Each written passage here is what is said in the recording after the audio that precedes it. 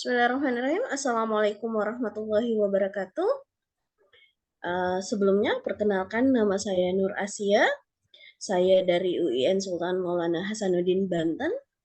Pada kesempatan hari ini, saya akan mempresentasikan hasil penelitian saya berjudul Etika Komunikasi Pengguna Media Sosial TikTok di kalangan mahasiswa. Presentasi ini akan saya tayangkan pada The International Postgraduate Conference on Islamic Studies pada tanggal 23 Agustus 2023.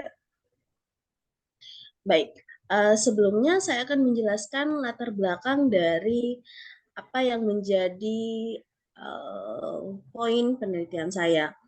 Nah, di sini saya akan sedikit bercerita tentang perkembangan dari media sosial itu sendiri, utamanya TikTok, dari tahun ke tahun. Bahwa ada peningkatan yang cukup signifikan, terutama ketika terjadi pandemi hingga pasca pandemi ini, pengguna TikTok di Indonesia khususnya itu cukup sangat besar.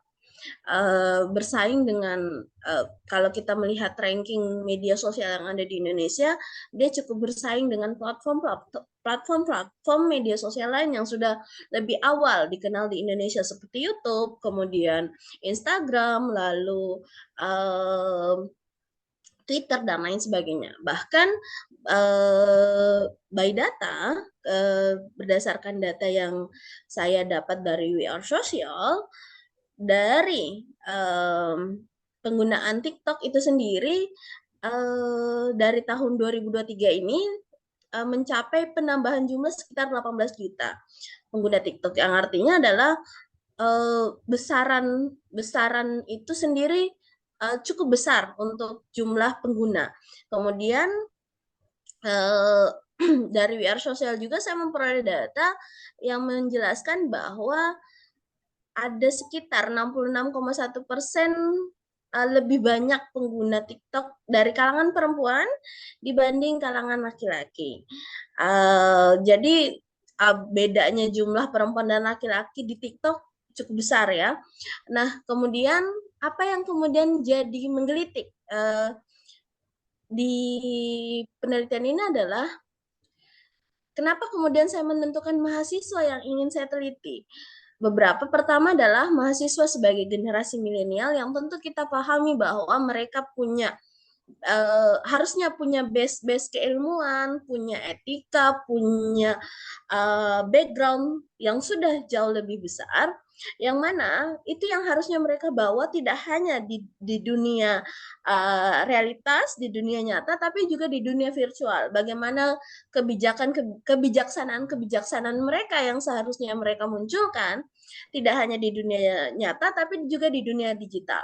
Tapi yang terjadi justru saya melihat ada beberapa case yang saya lihat yang inilah yang membuat saya tergelitik untuk melihat bagaimana etika mereka.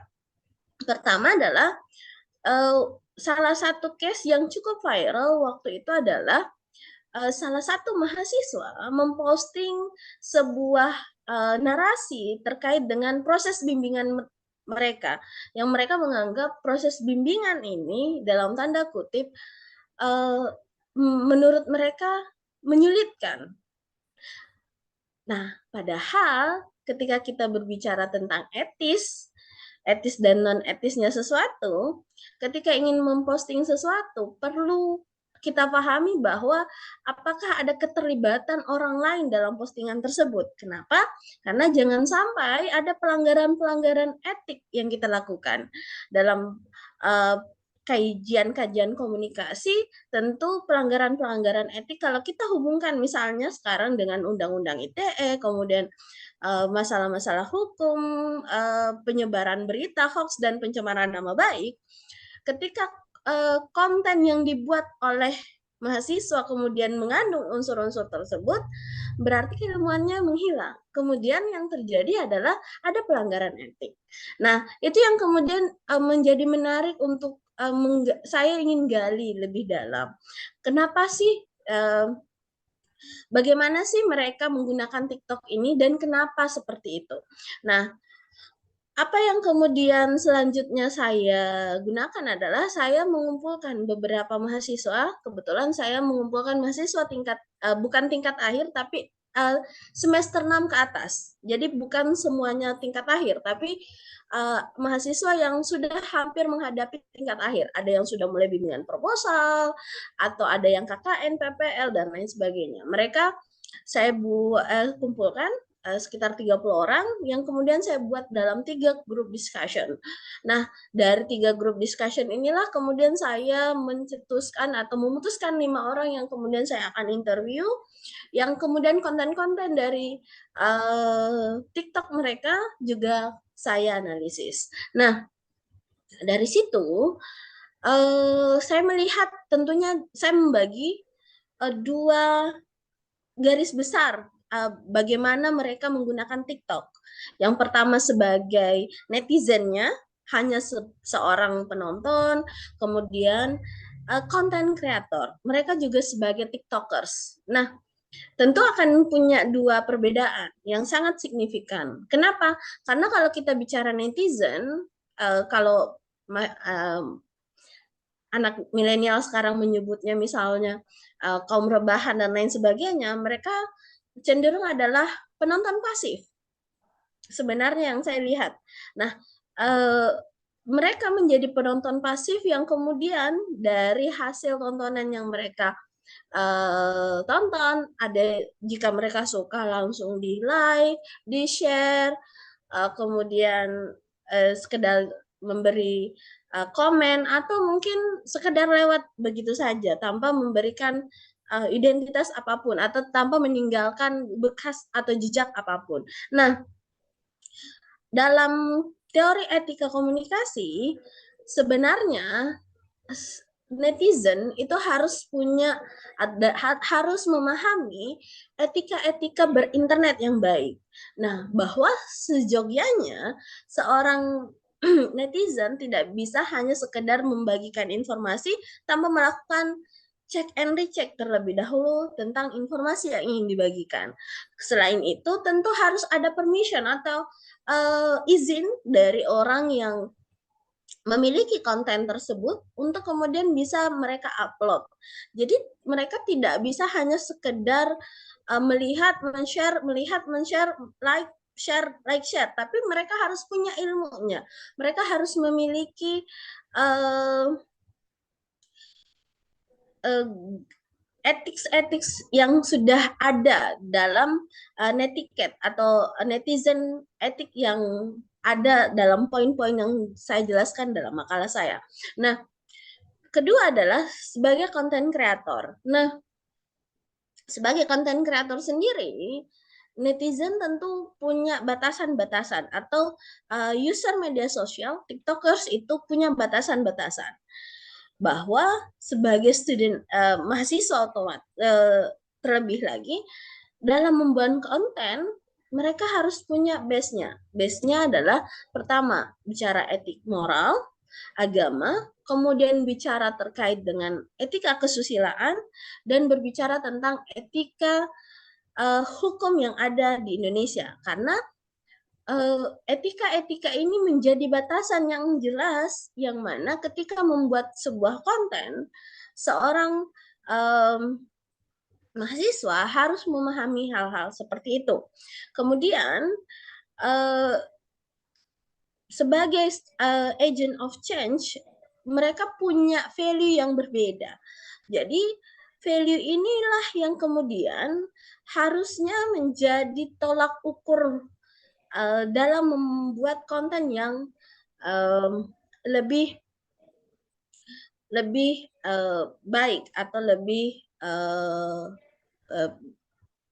cocok. Kemudian dalam penelitian ini juga saya melihat bahwa apa yang menjadi motif-motif mereka menggunakan TikTok atau menjadi netizen dari TikTok itu sendiri, atau pengguna TikTok itu sendiri.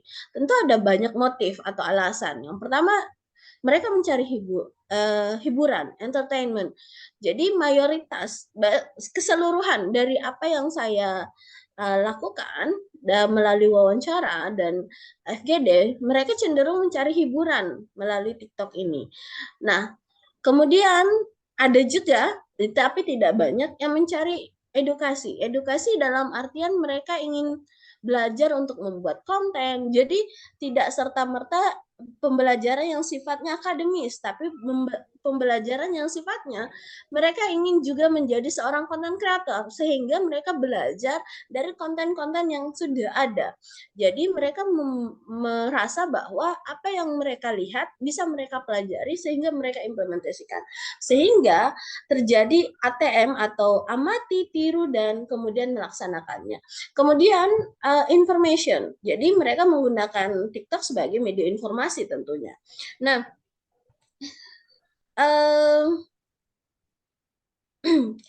tentunya dengan motif-motif tersebut mereka punya konten-konten yang berbeda, maka etika yang harus mereka terapkan pun harus disesuaikan. Jangan sampai kemudian mereka melenceng pada apa yang seharusnya mereka lakukan. Nah, konklusinya di sini ada tendensi bahwa mahasiswa itu di media sosial sebagai etis itu masih belum punya batasan yang jelas. Mereka masih menggunakan TikTok sebagai media sosial yang seyogyanya mereka harusnya punya tendensi yang lebih real atau mereka punya value yang lebih besar dibanding masyarakat secara umum, namun itu belum terlihat. Kemudian yang kedua adalah bahwa